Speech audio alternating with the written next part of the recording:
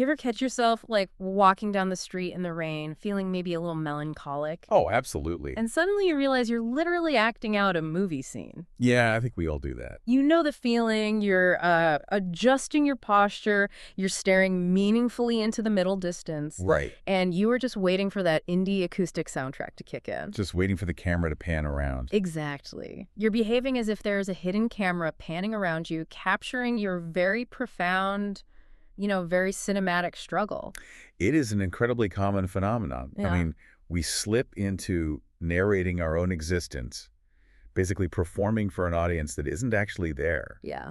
It's a deeply human impulse, really, to want to frame the chaos of our lives visually and narratively. And it feels totally harmless at first, right? Just a fun little daydream to get through a boring Tuesday commute. Sure. Yeah. Just a coping mechanism. But when that invisible camera stays rolling all the time, well, that's when the plot gets messy. It really does. We're looking at some fascinating excerpts today from a piece called The Myth of the Main Character. And the core argument here is that treating your life like an unfolding movie isn't just a quirky habit. No, not at all. It might actually be the exact psychological trap making you miserable. Okay, let's unpack this. What are we actually dealing with when we talk about main character syndrome? Well, we should clarify right away that main character syndrome is not a clinical diagnosis. Right. You won't find it in the DSM-5 or anything. The source material describes it as a pervasive mindset. It's a cognitive framework where a person views themselves as the absolute central figure in every single situation. Like they're the star of the show. Exactly. They exaggerate the significance of their own experiences, and fundamentally, they expect reality to unfold according to a grand, personal narrative. Which, makes sense from an evolutionary standpoint, doesn't it? How so? Well, our brains are basically meaning-making machines. Life's just a random series of events, which is, frankly, terrifying. Yeah, the chaos of it. Right, so we compress all that chaos into a story to make it digestible. That is the exact mechanism at play. Psychologists refer to this as narrative identity. We crave structure to reduce our cognitive load. So it's literally just easier for the brain to process? Exactly. Think about it. If you can categorize a painful breakup or, say, a career failure, not as random bad luck, but as the inciting incident of your hero's journey. Oh, right, like the obstacle you have to overcome. Right. It is much easier for your brain to process. The human brain has always loved stories for that reason. Yeah. But the catalyst that has poured gasoline on this biological quirk is undoubtedly social media. Because social media literally provides the audience that the hidden camera was only pretending to have. Exactly. It makes the imaginary audience real. You no longer have to just imagine people watching your character arc. You can see the view count in real time. It closes that loop perfectly. Social media algorithms are designed to exploit our craving for narrative. They've transformed ordinary life into a continuous, measurable performance. Every meal you eat, every minor setback, every promotion. It all becomes content. Right. It all becomes something to be documented, edited, stripped of its nuance, and shared. And when you engage in that constantly, you fundamentally alter your relationship with reality. Wow. You begin to think of your life not as an experience to be lived, but as a story that must be impressive enough to be consumed by others. I have to push back on this, though, because on the surface, believing you are the main character, doesn't that just sound like healthy self-esteem? Well, that's the tricky part, isn't it? We are constantly told by the self-help industry, by career coaches, by society at large, to be the author of your own destiny. Sure. If I don't see myself as the protagonist, don't I just become passive? Doesn't this narrative mindset give you the grit to push through hard times? It gives you a very brittle kind of grit. You're highlighting a real tension here between agency and entitlement. Okay, entitlement. Yeah. Having the agency to make choices and build confidence is essential. But the source makes a sharp distinction between taking responsibility for your life and, well, confusing your life with a script. Because they're not the same thing. Exactly. The problem is that stories and reality operate on completely different sets of rules. Right. Real life doesn't have a writer's room making sure everything ties together in the third act. Precisely. Stories have inherent meaning built into their structure. They have dramatic turning points that perfectly resolve the protagonist's internal flaws. But reality doesn't do that. Reality is largely unscripted and often unresolved.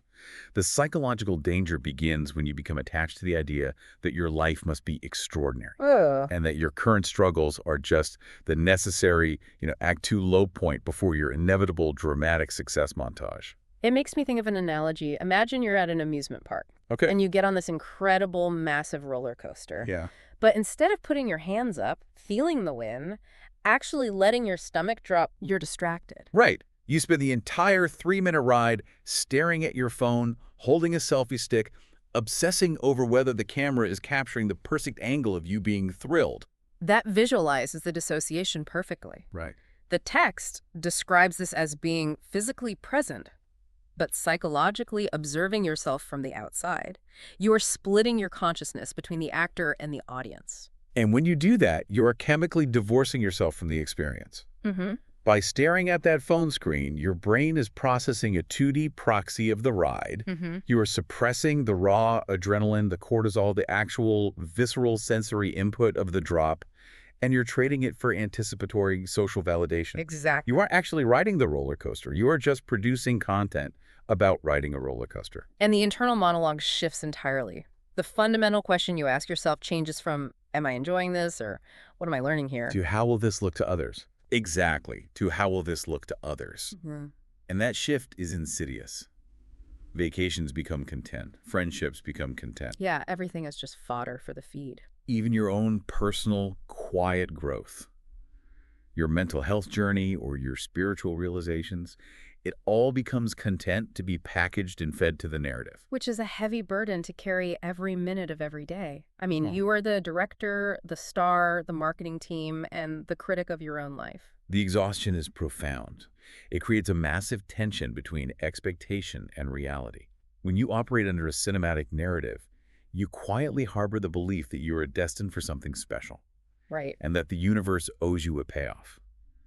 You imagine that one day, everyone is going to recognize your hidden talents, they will appreciate all the sacrifices you made, and basically validate your struggles. But the world doesn't work like a satisfying movie ending. The world doesn't always reward effort immediately, and it doesn't always notice your growth. And it certainly doesn't owe anyone a dramatic success arc. No. The focus of the main character is entirely on the horizon. They are waiting for the climax of the story. And because their gaze is fixed on the horizon, they are entirely absent from the present. They miss what's right in front of them. Right. They miss the small, present victories because they are obsessing over some future greatness that might never arrive. And okay, here's where it gets really interesting. Because if the constant burden of directing your own performance is that exhausting for you internally, imagine the impossible weight you are placing on the people around you. That is a huge point. Because if you view your own life as a movie, everyone else, by definition, is demoted to a supporting character. They don't even know they've been cast in your movie, but suddenly they have to hit their marks. This is the pivot from internal anxiety to severe interpersonal damage. What's fascinating here is that if you are the protagonist, the people around you are stripped of their own agency. They just become props. Basically, yeah. They are merely there to serve your plot. They exist to propel your story forward, provide comic relief, or act as an obstacle for you to overcome. The source material focuses heavily on romantic relationships here, and it makes a brilliant point. It argues that people trapped in this mindset aren't actually looking for partners. No, they're looking for characters to fit their script. Right. They are looking for tropes. The psychological concept behind this involves what we call schemas. Schemas. Yeah, schemas are cognitive frameworks or mental shortcuts our brains use to organize information quickly. We have schemas for what a doctor looks like, how to behave in a restaurant, and yes, what a romantic partner should be. Okay, that makes sense. But in main character syndrome, these shortcuts become rigid scripts. You aren't looking for a complex human being. You are looking for someone to perfectly fill a pre-written schema. Oh, You wow. want the mysterious stranger who saves you, or the perfect soulmate who intuitively understands you without you ever having to communicate. Like the classic rom-com dash through the airport, you expect them to show up out of breath at the gate to declare their love. And I want to turn this directly to you, the listener, for a second. Think about the last time you were really deeply disappointed by a partner or a close friend. Were you actually mad at them for who they are, or were you just mad that they didn't say the lines you had written for them in your head? That is the core tragedy of this mindset. Real human beings rarely conform to our internalized schemas. Because people are messy. People are wildly complicated. They are inconsistent. They have bad days. They say the wrong things. They forget anniversaries. Right. And they have their own internal lives that have absolutely nothing to do with you. So when reality fails to match the imagined script, you feel betrayed. But you aren't betrayed by them, you're betrayed by your own imaginary screenplay. And you end up firing them from a role they didn't even know they were auditioning for. Wow, firing them from a role they didn't know they had. That's so true. The main character feels slighted because the supporting cast is improvising. Instead of building a meaningful relationship based on mutual discovery and accepting the other person's reality, they are endlessly searching for a relationship that just looks meaningful from the outside. That inevitably leads to conflict. Because no matter how hard you try to control the script, other people are going to bump into you, disagree with you, and hurt you. Naturally. In every movie, there has to be conflict. But if you are the main character facing conflict, you are wearing what is known in fiction as plot armor. Let's delve into that. How does the literary concept of plot armor translate into a psychological defense mechanism? Well, in fiction, plot armor is when a character survives a completely impossible, fatal situation simply because the plot requires them to survive. They can't die in Act 2. Exactly. They are the hero, so the rules of the universe bend to keep them alive. But psychologically, if you have main character syndrome, your plot armor doesn't protect your physical body. It protects your ego. Because you are the hero of the movie, you are impervious to being the bad guy. The hero can be misunderstood, they can be an underdog, they can be temporarily defeated, but they are fundamentally right. This connects directly to the psychological phenomenon of cognitive dissonance. Okay, how so? When our actions contradict our core beliefs about ourselves, it creates immense mental discomfort. If your core identity is, I am the noble protagonist of this story, and you do something toxic or hurtful, that creates a massive dissonance. Right, because heroes aren't toxic. Exactly.